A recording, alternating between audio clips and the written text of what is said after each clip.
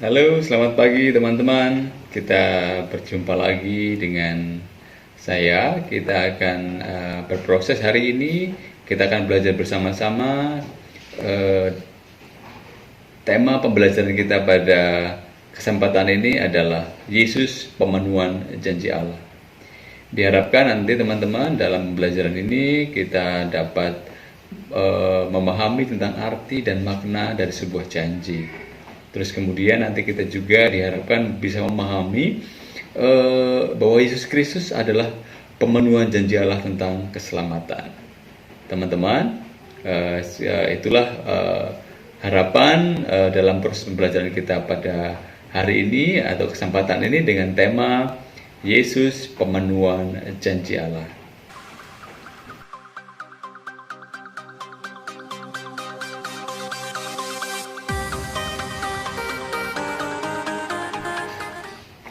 Teman-teman, dalam hidup bersama, baik di pergaulan kita, di masyarakat, hidup bersama orang lain itu kadang-kadang manusia seringkali mengungkapkan atau mengenal istilah janji. Ya, ada berbagai alasan yang mendorong orang untuk berjanji tentunya ya. Misalnya saja rasa cinta, rasa tanggung jawab, terus ingin membahagiakan orang lain, dan ingin mewujudkan suatu cita-cita. Ya, itulah beberapa alasan yang membuat orang mengungkapkan janjinya. Ya, janji itu yang diungkapkan itu jelas membawa konsekuensi, baik bagi orang yang berjanji maupun orang yang mendengar janjinya itu, ya, atau mengetahui janjinya itu. Oleh karena itu, janji itu harus ditepati dan dijalankan dengan setia. Pengingkaran terhadap janji akan menimbulkan kekecewaan tentunya, ya. Tetapi janji yang ditepati akan membawa apa? Akan membawa kebahagiaan serta rasa syukur, ya. Memperbesar kepercayaan dan menumbuhkan ikatan persaudaraan yang lebih erat lagi. Teman-teman, untuk mewujudkan sebuah janji memang membutuhkan perjuangan dan pengorbanan. Ya, Allah juga pernah mengungkapkan janjinya kepada manusia. Ya, janji Allah itu muncul karena apa? Karena keprihatinan Allah terhadap situasi dosa yang melanda manusia. Nah, dari keprihatinan itulah, dosa-dosa yang dialami manusia itulah, kemudian Allah mengungkapkan janjinya. Ya, Allah menciptakan segala sesuatu dalam keadaan yang baik. Ya, ingat pelajaran kita kelas 7, ya, tentang Allah menciptakan manusia seturut gambar dan citra Allah. Ya, segala sesuatu diciptakan melalui sabdanya. Ya, sejak awal mula menginginkan hidup manusia itu bahagia. Ya, Allah bermaksud membuka jalan menuju keselamatan di surga. Ya, setelah manusia jatuh ke dalam dosa, Allah menjanjikan penebusan. Teman-teman, ya, janji Allah untuk menyelamatkan manusia itu dipenuhi Allah, ya, dengan kehadiran Yesus Kristus ke dunia ini. Ya, dalam pelajaran ini akan dibahas bahwa nanti Yesus juga merupakan pemenuhan janji Allah. Teman-teman, untuk mengawali kegiatan kita, marilah kita awali proses pembelajaran kita dengan berdoa agar apa yang kita lakukan sungguh diberkati dan dituntun oleh Allah sendiri. Marilah kita berdoa. Allah, Bapa yang Maha Kasih, puji dan syukur kami aturkan kepadamu karena Engkau berkenan mengumpulkan kami kembali. Terangilah akal budi dan hati kami, sehingga kami dapat lebih mengenal Putramu, Yesus Kristus, sebagai pemenuhan janji-Mu untuk menyelamatkan kami. Demi keluhuran nama-Mu dan sepanjang segala masa. Amin.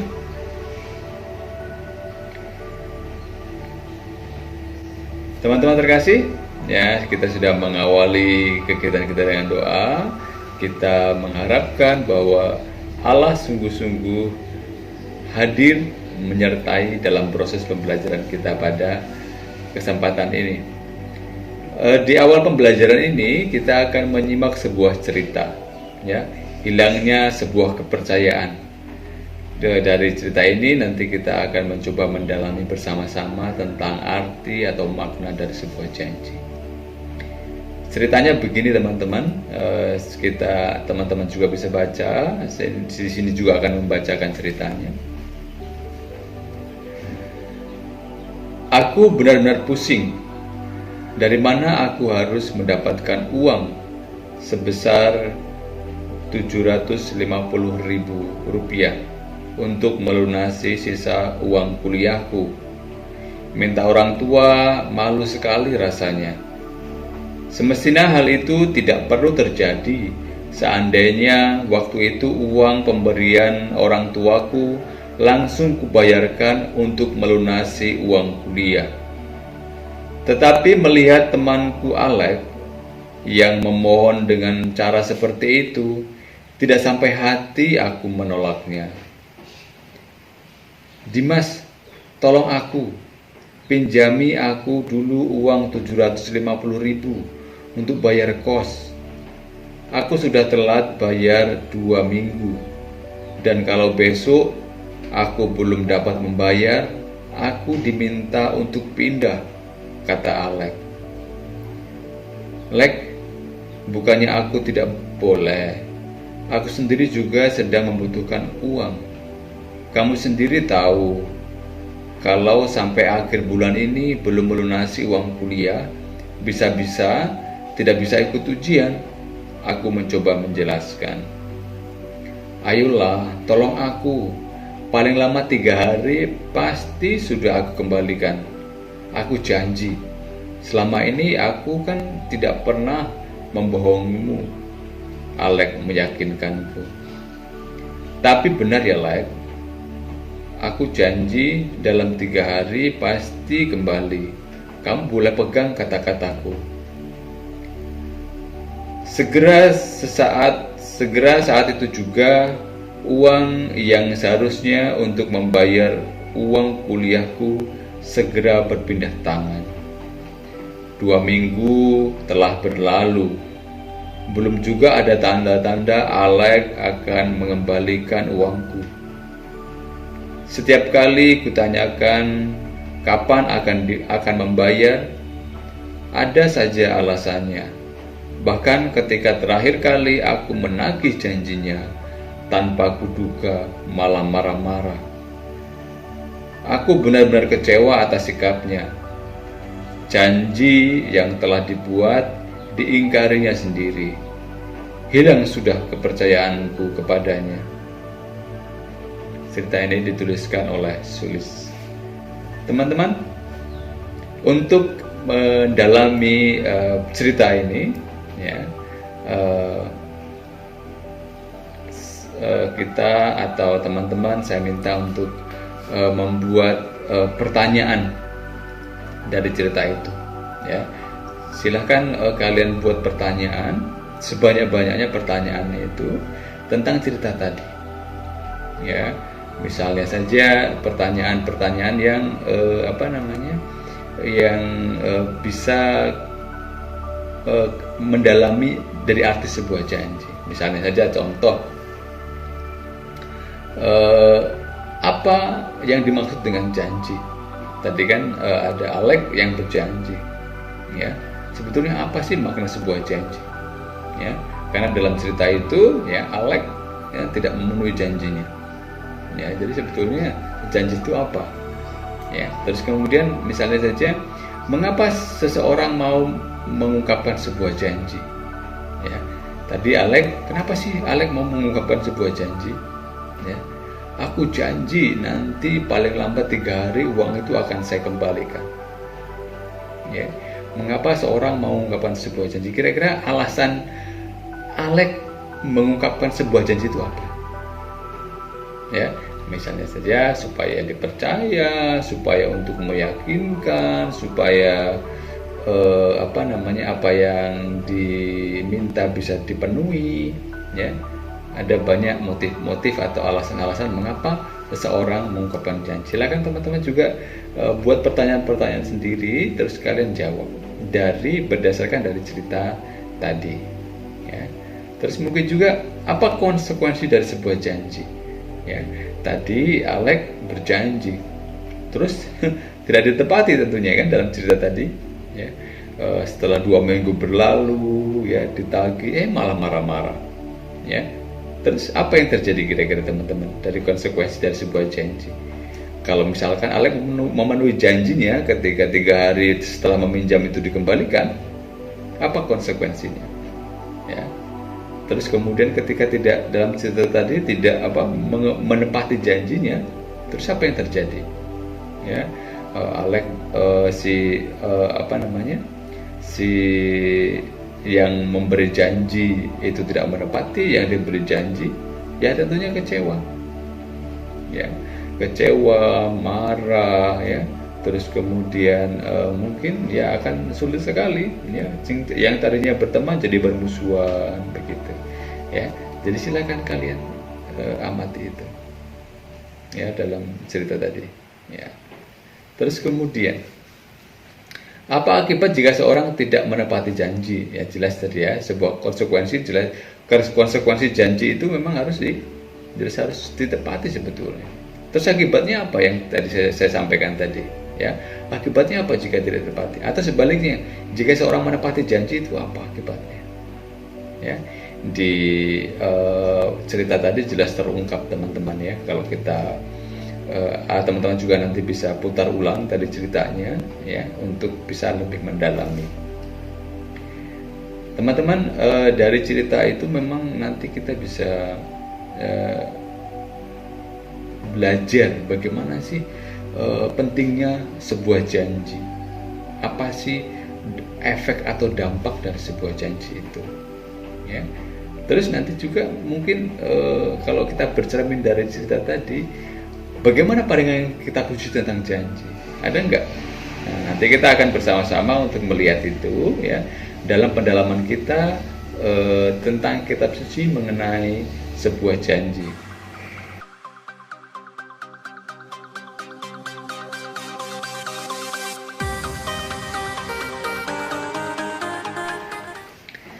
Teman-teman, dari cerita dan pertanyaan-pertanyaan yang telah teman-teman buat tadi, kita bisa ambil kesimpulan bahwa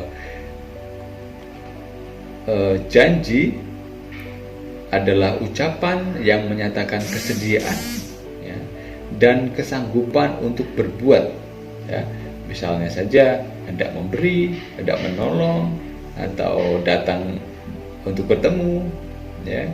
Jadi dalam cerita tadi terungkap ya bahwa kesediaan dari Alek untuk mengembalikan uang dalam waktu 3 hari ya.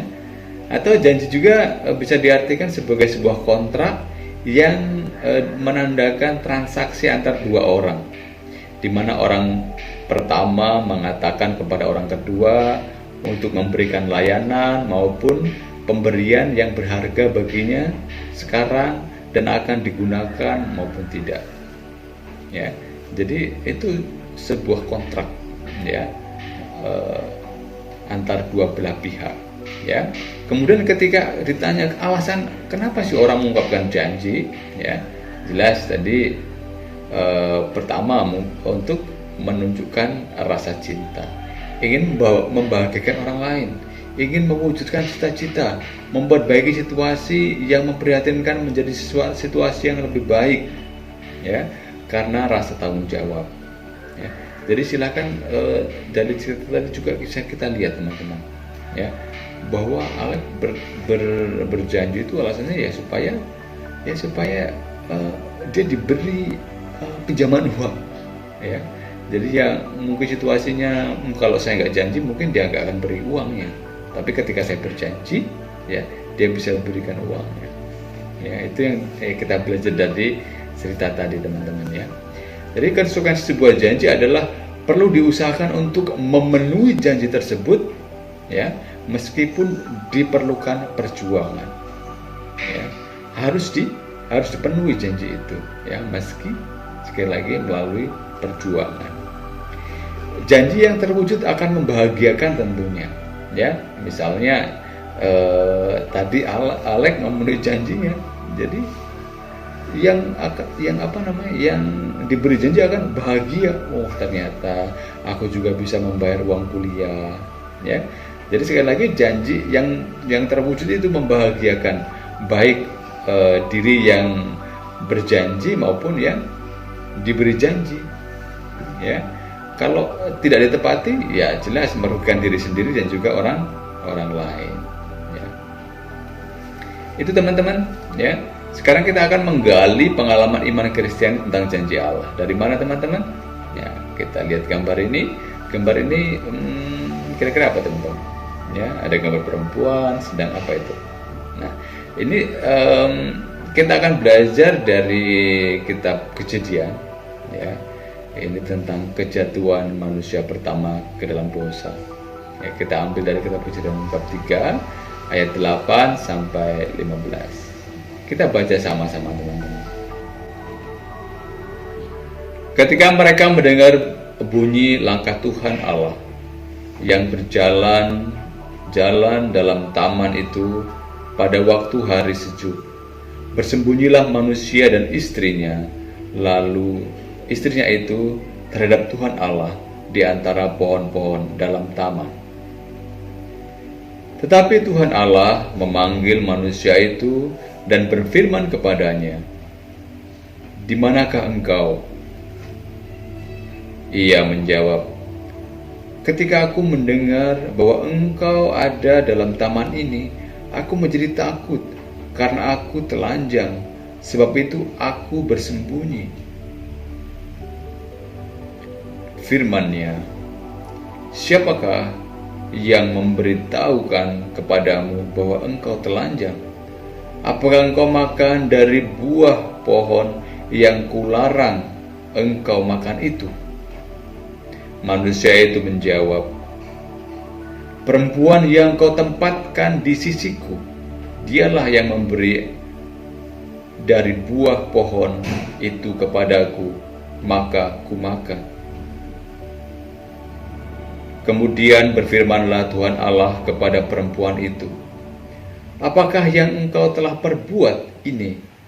Jawab perempuan itu, "Ular itu yang memperdaya aku, maka kumakan." Lalu berfirmanlah Tuhan Allah kepada ular itu, "Karena engkau berbuat demikian, terkutuklah engkau di antara segala ternak dan di antara segala binatang hutan, dan dengan perutmu lah engkau akan menjalar, dan debu tanah akan kau makan seumur hidupmu. Aku akan mengadakan permusuhan antara engkau dan perempuan itu, antara keturunanmu dan keturunannya. Keturunannya akan meremukkan kepalamu, dan engkau akan meremukkan tumitnya." Teman-teman, itu kutipan teks dari kitab Kejadian bab 3 ayat 8 sampai 15. Yang kedua, kita akan belajar dari kitab Nabi Yesaya bab 7 ayat 10 sampai 14, ya, pemberitahuan mengenai Immanuel. Kita baca sama-sama teman-teman, ya. Tuhan melanjutkan firman-Nya kepada Ahaz, katanya, "Mintalah sesuatu pertanda dari Tuhan Allahmu, biarlah itu sesuatu dari dunia orang mati yang paling bawah, atau sesuatu dari tempat tertinggi yang di atas." Tetapi Ahaz menjawab, "Aku tidak mau meminta, aku tidak mau mencobai Tuhan." Lalu berkatalah Nabi Yesaya, "Baiklah, dengarkan, hai keluarga Daud. Belum cukupkah kamu melelahkan orang, sehingga kamu melelahkan Allahku juga? Sebab itu Tuhan sendirilah yang akan memberikan kepadamu sesuatu pertanda. Sesungguhnya seorang perempuan muda mengandung dan akan melahirkan seorang anak laki-laki, dan ia akan menamakan dia Immanuel."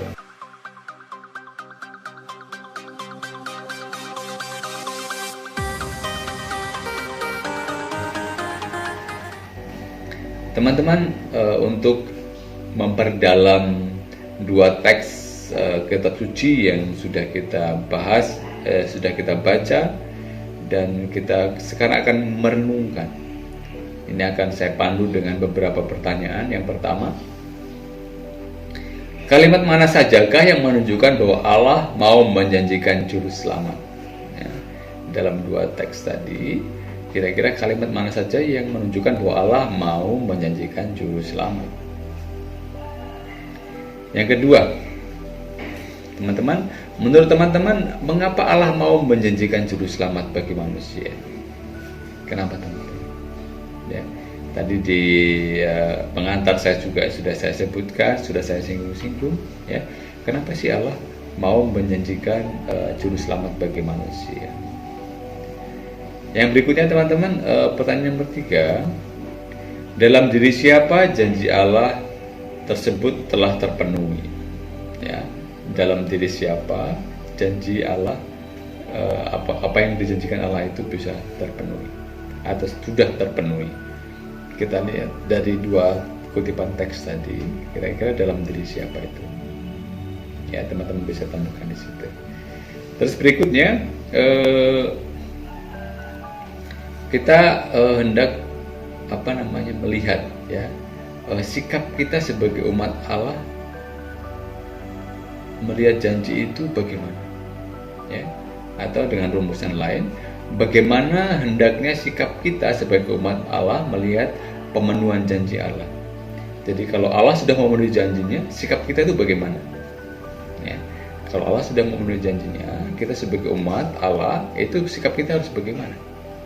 Nah, silakan kita untuk berefleksi, ya, melihat ketika Allah sudah menyelamatkan manusia, kira-kira kita harus bersikap bagaimana? Ya. Silakan tuliskan jawabanmu, teman-teman, ya. Kemudian nanti tulisanmu di foto, tuliskan di catatanmu, di bukumu, ya. Nanti silakan hasil itu di foto dan dikirimkan kepada grup, ya. Silakan ambil waktunya, nanti videonya bisa di pause dulu, ya. Nanti kalian bisa lihat teks kitab sucinya lagi, ya. Nanti kita akan sama-sama lihat.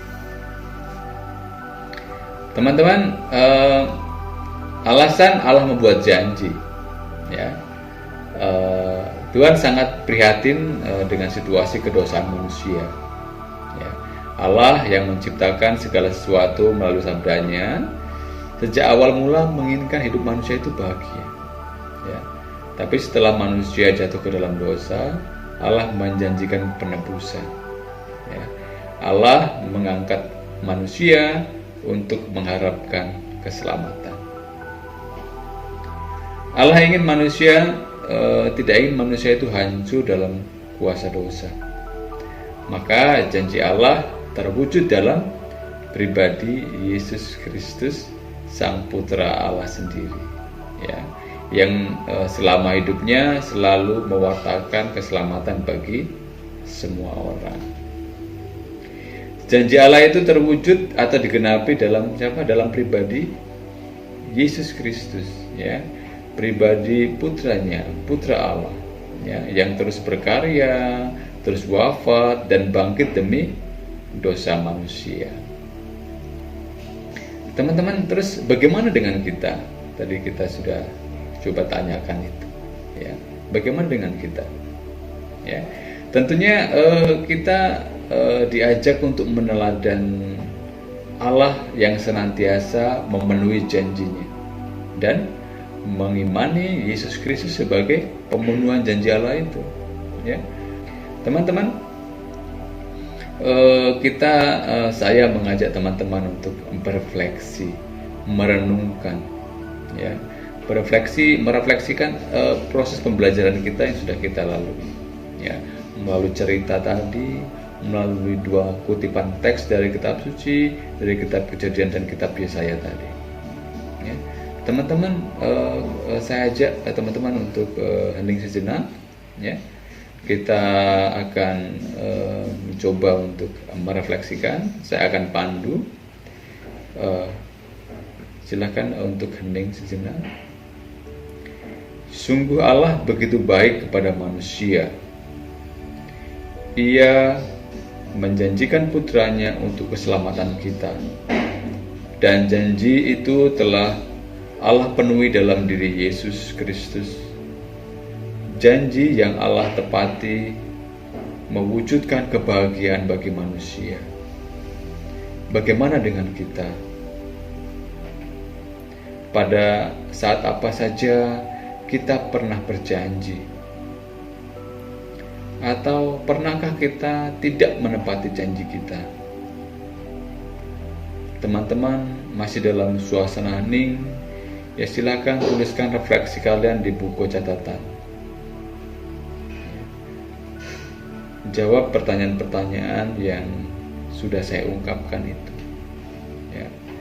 Terus yang terakhir, kalian saya minta untuk menuliskan janji kepada Tuhan untuk hidup kalian lebih baik selama 1 semester ke depan.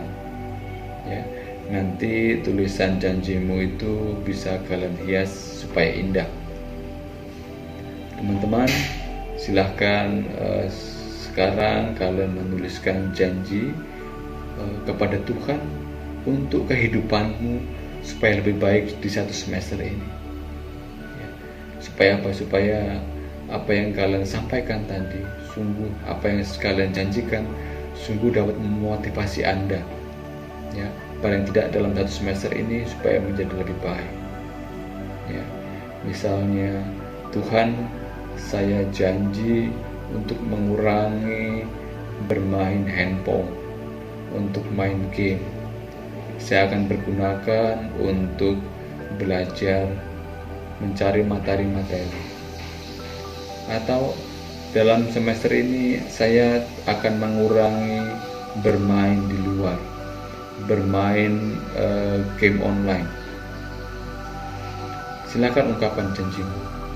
Tuhan, paling tidak dalam 1 semester ini aku berjanji untuk lebih tekun dalam belajar, untuk lebih taat kepada orang tua, untuk lebih tekun dalam berdoa.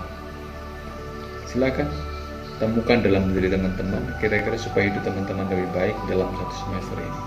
Silahkan tuliskan itu dalam sebuah kertas, kemudian dihias. Teman-teman, hasil janjimu itu silahkan kalian nanti foto, terus kemudian kalian kirimkan nanti kepada guru untuk supaya sebagai bukti bahwa kalian sudah berjanji, ya. Dan janjimu itu bisa diketahui oleh orang, sehingga apa yang kamu janjikan kalau terpenuhi akan membahagiakan juga dirimu sendiri dan juga orang lain. Teman-teman, kita sudah di ujung pembelajaran kita pada kesempatan ini. Kita akan akhiri pertemuan kita dengan doa. Kita hening sejenak. Bapa yang Maha Kasih, kami bersyukur karena kasih-Mu yang tak terhingga. Engkau tak ingin hidup kami menderita. Melalui Putra-Mu Yesus, Engkau telah memenuhi janji-Mu untuk membebaskan kami dari dosa. Berdasarkan situasi hidup kami masing-masing, kami hendak berjanji kepadamu. Silakan teman-teman untuk menyampaikan janji yang sudah kalian tadi tuliskan.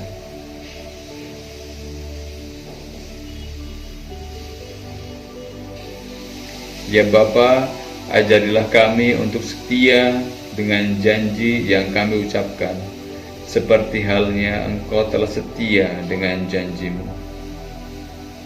Dengan perantaraan Kristus, Tuhan dan Juru Selamat kami. Amin.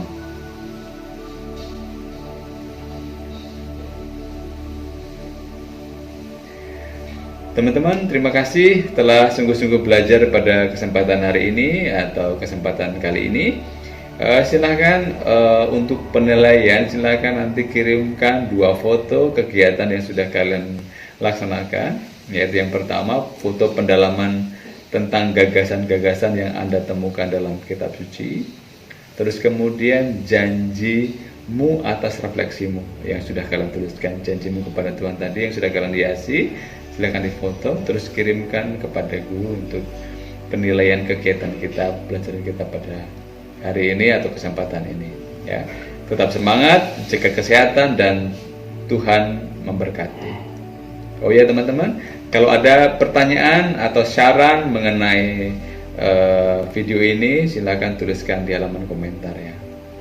Oke, sekian pembelajaran hari ini. Tuhan memberkati dan bye-bye.